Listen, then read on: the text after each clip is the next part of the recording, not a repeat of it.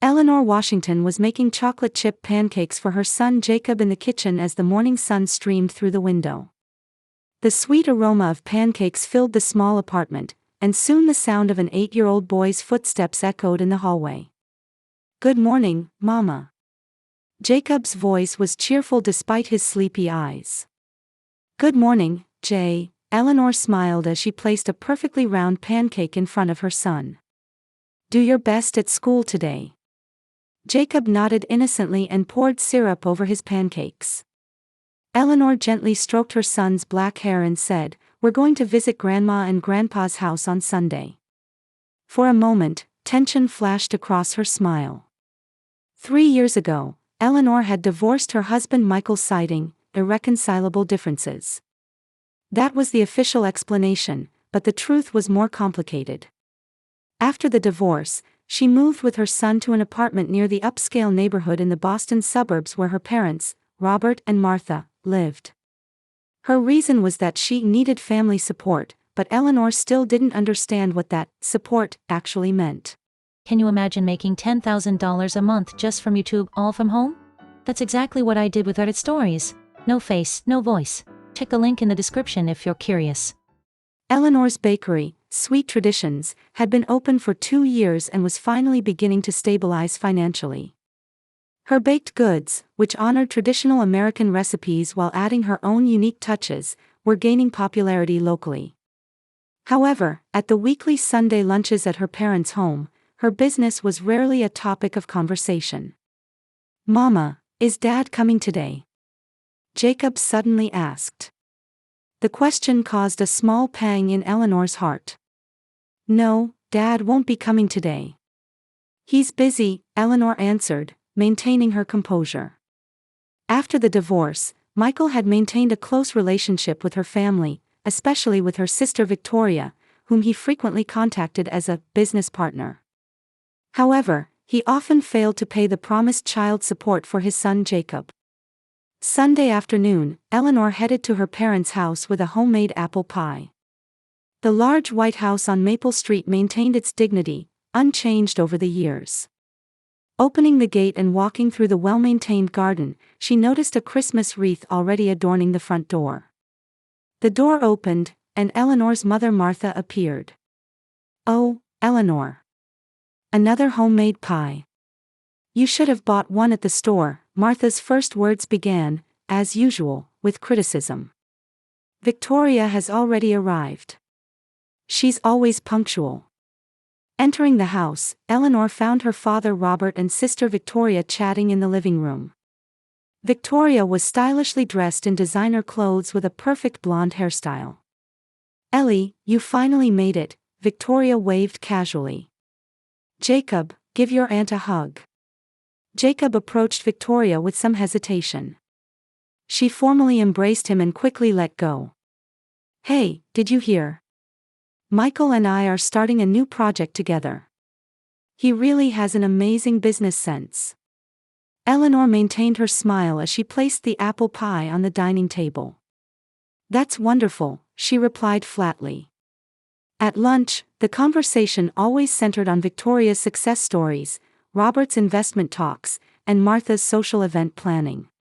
When Eleanor began to speak about her bakery's new menu items, the topic quickly changed. "By the way, what are the plans for Christmas?" Martha asked. "This year we can all spend it together. I've invited Michael as a special guest." Eleanor quietly drew in her breath. "Michael? But why?" "He's part of this family, Eleanor," Robert said in a stern voice. "Just because you chose divorce doesn't mean we need to cut ties with Michael." Eleanor remembered that she had never asked them to do so, but she nodded silently. Her phone rang with an incoming message. It was from a detective she had hired 6 months ago. Eleanor quietly returned her smartphone to her bag and forced a smile. On Christmas Eve morning, Eleanor woke up early to bake a special cake. The red and white cake, adorned with strawberries and raspberries, was a recipe her mother had once treasured and called the family bond. Her mother had baked this cake as a Christmas tradition for years but had stopped after Eleanor's divorce, saying, "Traditions aren't worth keeping." "Mama, do you think Santa will come soon?" Jacob asked, gazing at the small presents placed under the Christmas tree. He was at the age where he was beginning to doubt Santa Claus's existence, but he hadn't yet lost his belief in Christmas magic. "Of course, you've been such a good boy," Eleanor answered, patting her son's head. She had hidden a new bicycle for Jacob. It was an expensive purchase, but she would spare no sacrifice for her son's smile. By afternoon, Eleanor had carefully packed the homemade cake in a box, and Jacob held handmade cards for his grandparents. As they left the apartment, snow had begun to fall quietly. "Christmas snow, Jay. It's something very special," Eleanor said, looking up at the sky. Her face glowed beautifully as she smiled at her son, but in the depths of her eyes burned a quiet flame of determination. In the inner pocket of her coat was a red envelope containing a copy of the report she had received from the detective.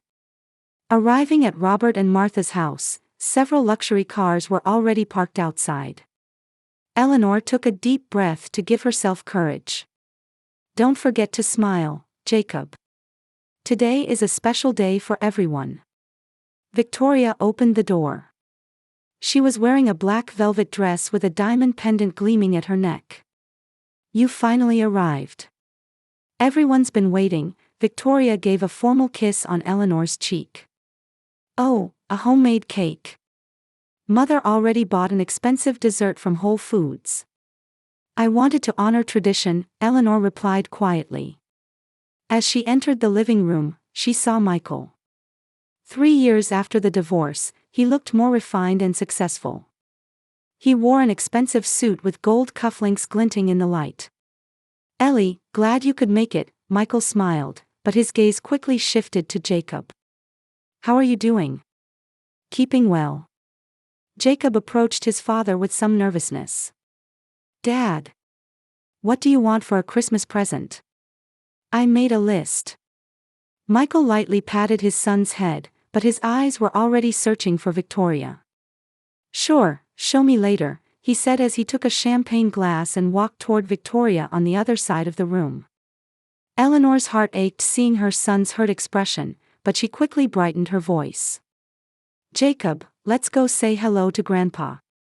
At dinner, an extravagant roast beef and Christmas ham were served, and the table's setting was perfect. Eleanor sat next to her mother, and Jacob was seated opposite, next to his father. However, Michael barely looked at his son, engrossed in conversation with Victoria. "Everyone, we have something special to celebrate this year," Robert said, raising his glass. "Victoria and Michael's new business venture has been a great success. Their real estate investment company has reportedly made record profits this year." Everyone around the table applauded and offered congratulations. Eleanor didn't miss the meaningful glances exchanged between Michael and Victoria. Her hand unconsciously touched the red envelope in her coat pocket. "Eleanor, how's your little bakery?" Martha asked abruptly. Her voice always contained a hint of sarcasm. "Is it still breaking even?" "Yes, Mother. Actually, I'm planning to open a second location next year," Eleanor answered in a calm voice. "Well, that's nice." Martha clearly lost interest and quickly changed the subject. "Victoria, tell us about your ski vacation plans in Aspen." As Eleanor cut the cake, she saw Michael touch Victoria's hand under the table. In that moment, something quietly solidified her resolve. Eleanor confirmed that the red envelope was still in her coat pocket. "By the way, Jacob, how are your grades at school?" Robert showed interest in his grandson for the first time. Jacob's face lit up. "My teacher said I'm the best in math in the class. And I'm going to play a shepherd in the Christmas pageant." "That's nice," Martha smiled, but her eyes lacked warmth. "But your cousin Brian has already won the state chess championship." Eleanor saw her son's shoulders droop slightly. "Jacob has been doing excellently. His teacher says he has special talent," she said in a gentle but firm voice. Michael was looking at his phone and said nothing about his son's achievements. Instead, he whispered something to Victoria, and they both laughed quietly. When dessert time came, Eleanor's cake was served. "Well, Eleanor. This isn't my mother's traditional recipe," Martha said as she took a slice. "You changed something." "I added a little twist. To make it more fragrant," Eleanor replied. "Traditions should be kept as traditions," Martha said, clearly displeased. "Especially family traditions." Eleanor felt the irony but smiled quietly. Yes, family traditions should be treasured. Especially when family members cherish and respect each other. A moment of silence fell over the table. Michael and Victoria exchanged anxious glances. "Well, it's time to exchange presents." Martha quickly changed the subject and stood up. "Let's move to the living room." Under the Christmas tree, colorful presents were piled high. Eleanor quietly took a seat and had her son sit beside her. Her face was serene, but her heart was pounding. "Let's start with special presents," Martha said, handing a lavishly wrapped box to Victoria. "For our special daughter." Victoria opened the box and took out a luxury brand diamond bracelet. "Oh, beautiful.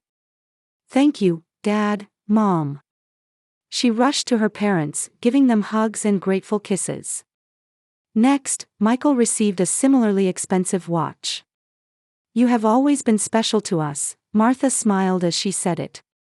Eleanor frowned at those words. It was clearly unnatural for her ex-husband to be special to her parents. When it was Jacob's turn, he was excited with anticipation. Martha handed him a small package.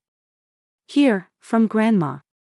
Jacob eagerly opened the package and pulled out a set of worn toy cars. They were so old that they could have been sold in an antique shop, the same ones Eleanor had as a child. "Thank you, Grandma," Jacob said politely despite his obvious disappointment.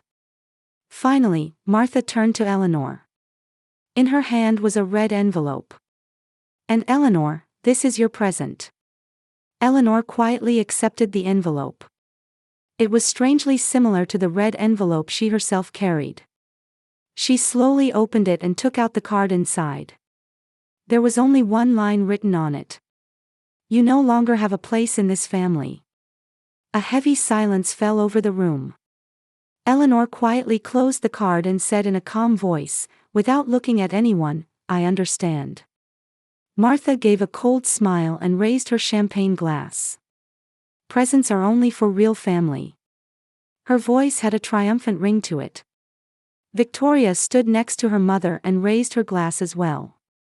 "Being a single mother is such a shame," she said in a light tone, but her words cut through Eleanor's heart like a sharp blade. Jacob didn't fully understand the situation, but he sensed that his mother had been told something terrible. Tears welled up in his eyes, and he called out in a trembling voice, "Mama." Eleanor gently placed her hand on her son's shoulder and whispered, "It's okay, Jay." Her voice was surprisingly calm. She slowly stood up and stepped into the center of the room. "Everyone, I have a gift for you too." Eleanor took out her own red envelope from her coat pocket. It was almost the same color and size as the one Martha had given her. "This is the real gift I received from people I thought were my family." She placed the envelope on the table. Michael shifted uncomfortably, and the color drained from Victoria's face. "Eleanor, what are you trying to do?" Robert's voice mixed anger and anxiety. "I'm just giving you the truth, Dad," Eleanor replied quietly. "For 3 years, I've always wondered. Why did my marriage suddenly collapse? Why could my husband who abandoned me still be part of this family?" Michael stood up and said in a low voice, "Eleanor, stop." But Eleanor ignored him. "And why doesn't my son's child support reach me? Is Michael not paying, or?" She looked at her parents. "Is the money being stopped somewhere?"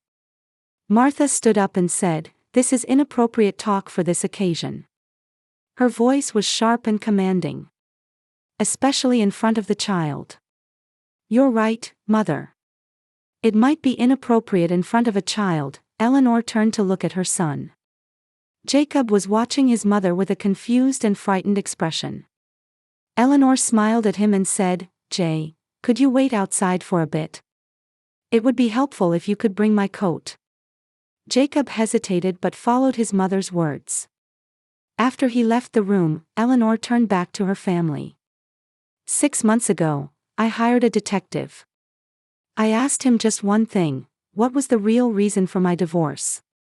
Eleanor's voice was quiet but powerful. And he did a very thorough investigation. Victoria suddenly interrupted. "This is ridiculous. We have things to do. Michael, let's go." "Where are you going, Victoria?" Eleanor asked calmly. "To Michael's penthouse. For your Christmas Eve night together." Silence fell over the room again. Michael and Victoria stood frozen. "Yes, I know," Eleanor continued. "That Michael and Victoria have been having an affair for 4 years. That means since before I was still married to him." "Lies!" Victoria screamed. "You don't have any proof." Eleanor pointed to the red envelope. "All the evidence is in there. Hotel records, private jet reservations, photos of the two of you together. And the real reason Michael suddenly asked for a divorce." Martha quickly reached for the envelope, but Eleanor was faster, taking the envelope and stepping back. "Not yet, Mother. There's more in the envelope." Eleanor's eyes glinted sharply. "For example, records showing that Michael has been properly paying the court-ordered child support. But the reason why that money never reached my account." Robert suddenly stood up and approached Eleanor. "Eleanor, stop this now. You don't understand anything." "No, Dad. I understand everything." Eleanor looked directly into her father's eyes. "Michael gave you the child support, and you claimed you would manage it for Eleanor. But in reality, you were using that money for yourselves." "That's not true." Martha cried out. "We were investing that money for you." "For me?" Eleanor gave a bitter smile. "How?" "For Victoria's new sports car. For your own luxury cruise vacations." The atmosphere in the room grew more tense. Eleanor continued, "The envelope contains one more piece of evidence. A recording of your family meeting discussing me. Particularly, how to push me out of the company and damage the reputation of my bakery." "That's not." Robert was at a loss for words. Eleanor slowly placed the envelope back on the table. "This is my real Christmas present to you. The truth. What do you want?" Michael finally spoke. "Money?" Eleanor sadly shook her head. "No, Michael. I've already gotten what I wanted. I wasn't wrong. All of you betrayed me and Jacob." Jacob returned with the coat. He noticed the heavy atmosphere in the room and looked anxiously at his mother. "Let's go, Jay." Eleanor smiled at her son and put her arm around his shoulders. "We're each other's only real family." As they headed toward the door, Eleanor turned back. "Read the contents of that envelope carefully. And expect to hear from my lawyer. Misappropriation of child support is a crime." Martha stepped forward. "Eleanor, we're your parents. Do you think you can manage without us?" "Mother, I've been managing on my own all along," Eleanor answered quietly. "Blood ties don't always make a true family. And people without blood ties can become true family."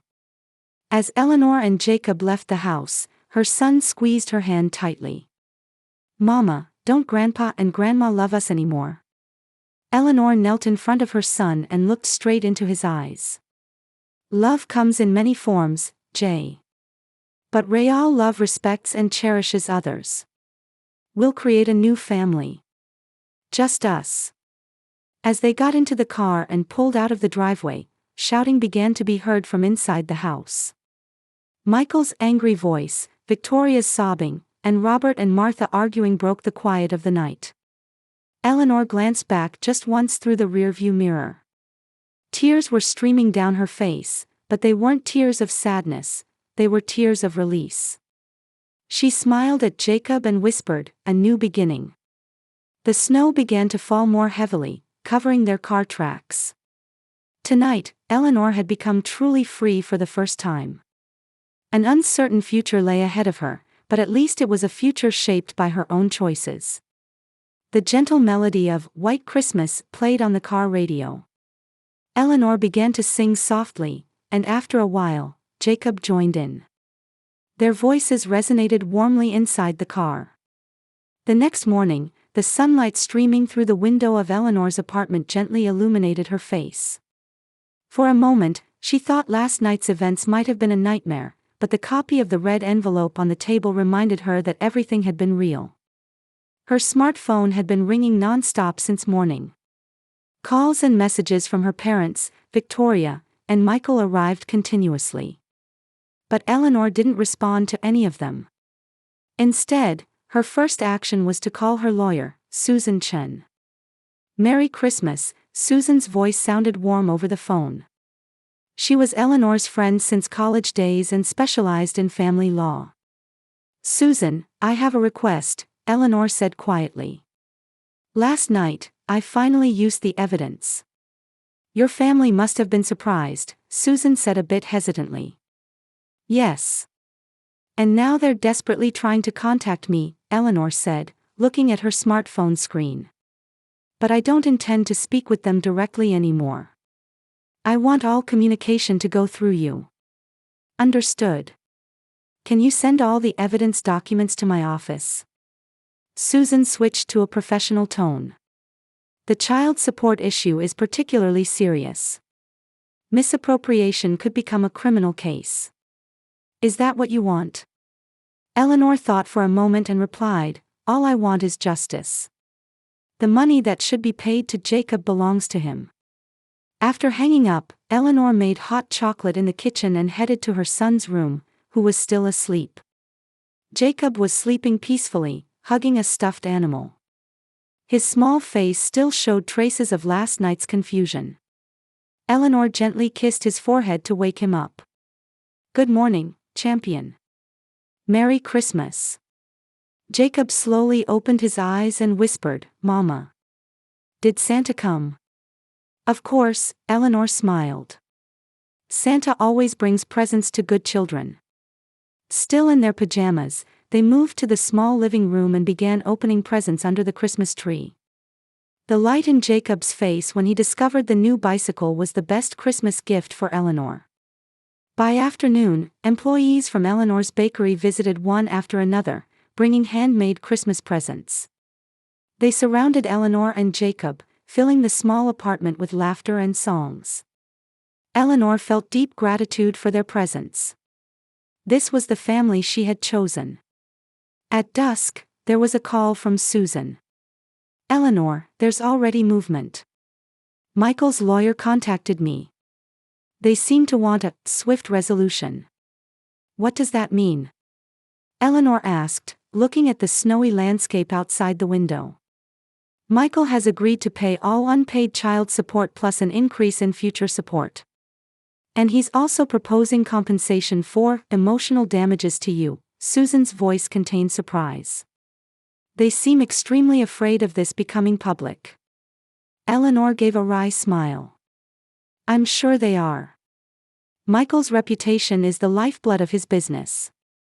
If it became known that he cheated on his wife and then embezzled his child support money." "I've also heard from your parents," Susan said carefully. "They want to see you." "No, not yet," Eleanor said firmly. "Legal resolution first. Emotions later." A few days later, a small local news article was published. Prominent businessman Michael Washington agrees to pay substantial settlement to ex-wife. On the surface, it appeared to be a normal adjustment of post-divorce property division, but rumors spread rapidly in the local community. A week later, Eleanor's bakery was busier than usual. Unexpectedly, many customers were visiting to support her. "I'm impressed by your strength," an elderly female customer said. "I had a similar experience. But I didn't have the courage to stand up like you did." Eleanor was deeply moved by those words. She realized that her family shame was actually an experience many people could relate to. A month later, the court ordered Michael to pay all unpaid child support and significantly increase future payments. Furthermore, Robert and Martha were ordered to return the funds they had improperly managed and pay a fine. Eleanor's decision came with costs, complete severance from her former family and becoming the subject of local gossip. But she was prepared to accept that. As spring approached, Eleanor was preparing for the opening of her second bakery location. Investing part of the funds from the legal settlement, her business was steadily growing. While kneading bread dough, Eleanor turned at the sound of the doorbell ringing. There stood Victoria. Unlike her previous flashy style, she was dressed simply, with minimal makeup. "Eleanor," Victoria said hesitantly. "Can we talk?" After thinking briefly, Eleanor replied shortly, "In the back of the store." The two moved to a small office space. "I broke up with Michael," Victoria began. "He was different from the person I imagined." Eleanor said nothing, just staring at her sister. "I came to apologize to you," Victoria continued in a trembling voice. I don't think I truly understood what I was doing. For 4 years." Eleanor's voice was calm, but anger remained in her eyes. "I won't make excuses," Victoria bowed her head. "I just, if possible, wanted to start over."